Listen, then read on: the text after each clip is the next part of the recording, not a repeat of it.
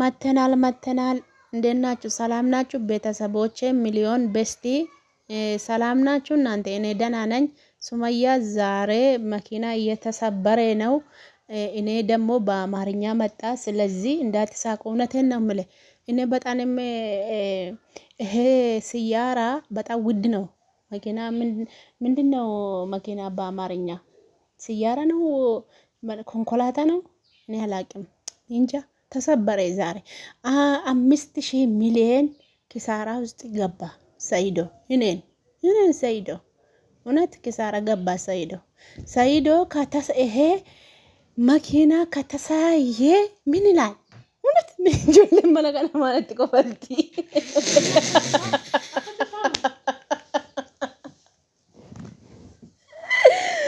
ጆሌ መለቀለ ቆፈልቲ ማርፈናሳ ምንድነው? ወንድሜ መጣ ከወለጋ። ሰው ደግሞ አማርኛ አይችልም። እኔ ደግሞ እሱ ይጠቀማል። ለምንድነው? አዲስ አበባ ይኖርኩ ነው፣ ለዛ ነው አማርኛ አይችልም የት ይላል። ስለዚህ ani ቪዲዮ namarraa hojjechuu dhiisera garuu baay'ee tokko na dinqee nagarrame jennaanini irraa hojjechuu dhufee jechuudha. Akkuma beekamu yookaan immoo akkuma yuutuubaa Sumayyaa irratti argitanii makiinaa Sa'idoo caccabsitee jirti jechuudha. Garuu viidiyoo hin hambiste makiinaa isaa hinkiti gootee jirti. Footoo isaa argitanii jirtu. Poosterii ishee irratti gadhiistee turtee caccabsitee jirti. Garuu nafa namatti fideen gommaa yaasaa jette, gommaallee yaastee jirti jechuudha.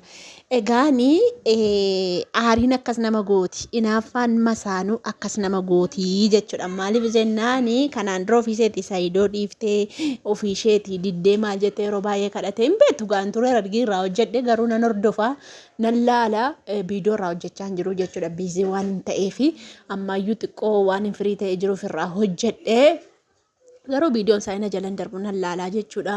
Akkuma beekamu mucayyoo ishee booddana fuudhe sana sapiraayis godhee ture makiinaa kana bitee fi Sumayyaan egaa haariisaa maal jetti? Akkamittiinitu otoo ani ati ijoollee isaa jirtu haqqii ijoollee kootii dafqa ijoollee kootii akkamittiinitu ishee sapiraayis godhee makiinaa bitaa fi anaafiyyuu hin binne.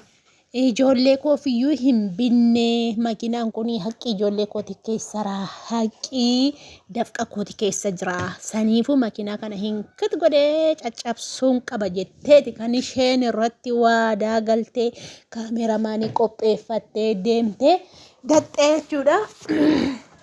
Saniifi ana hedduu tokko nagarramee jechuudha. Dhugaa dubbachuu fi baay'ee aartee jirti.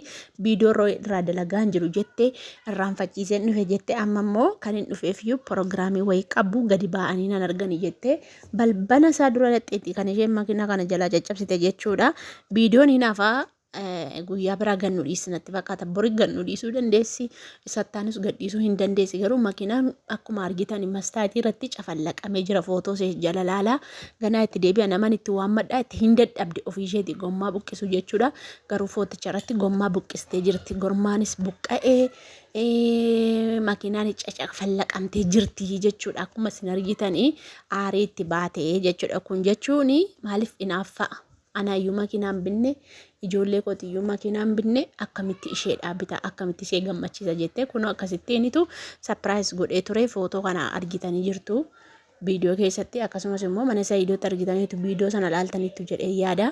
Gaafanni mucayyoo sapiraayis godhee haala kanaan hiriyoota isaa waamee mucaa waamee qaasoftee taphattabdee gaariidha moo maalidha maal sapiraayis na goota jettee inni makiinaa sapiraayis godhee jechuudha. Kun ogaa Sumayyaan keessan galaafatteetti.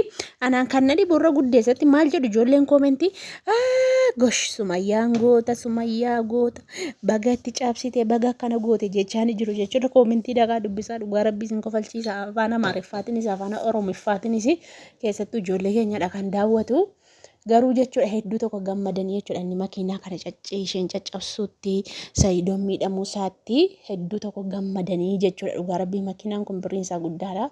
otoo akka yaada kiyyaati wanta jiru yookaan ijoollee kooti makiinaa naa biti isa seedhaa biti jetteen yoo silkiitti illee itti dawwaltee itti haasoftee amansiiftee yookaan immoo makiinicha naa kennuu qabdaa yookaan immoo ijoollee kooti kennuu qabda yoo jette malee akkasittiin birrii amma kanaan bitame balleessuun anaannatti hin tolle garuu ijoollee baay'een gammadanii jiru baga jedhanii jiru maaliif miidhamni namaa gaarii miti waan ta'eef otuu itti himtee hirkaa fudhatte inni bitaafi. Makiinaa kanaa miti meeqayyuu bituu fi danda'a yookaan immoo kan gatii kana caaluyyuu bituu fi danda'a jechuudha Sayidooni. Garuu ani hin beeku dhugaa rabbi gaafa amma makiinaa kana caccabuu argu mee maaltu itti dhaga'ama? Maaltu itti dhaga'ama? Hedduu ulfaataadha. Kun akkuma beekamu gatiin isaa miliyoona 5 olii itti miti waan akkasii jette nama ariifa dogoggoruu baadde dhaggeeffachuu hin dandeessu yookaan immoo dhaggeeffattaniitu ta'uu danda'a.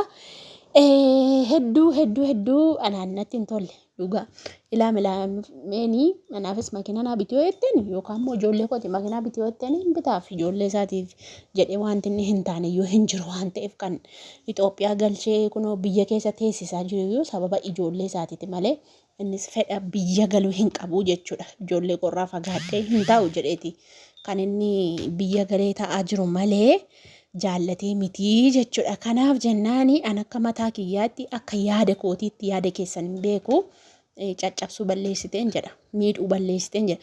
Gommaa tokkittiin iyyuu birrii meeqa hedduu widdiidha jechuudha. Dhugaa dubbachuu fi baay'ee tokko widdiidha. Sanii fi amma kana miidhuurra itti mattee birriillee kaashinaa kennettee ofiisheetiis makiinaa bitattee ijoollee seetti naqattee otuu ooftee natti tolaa jechuudha caccabsuu seera isheen garuu aarii.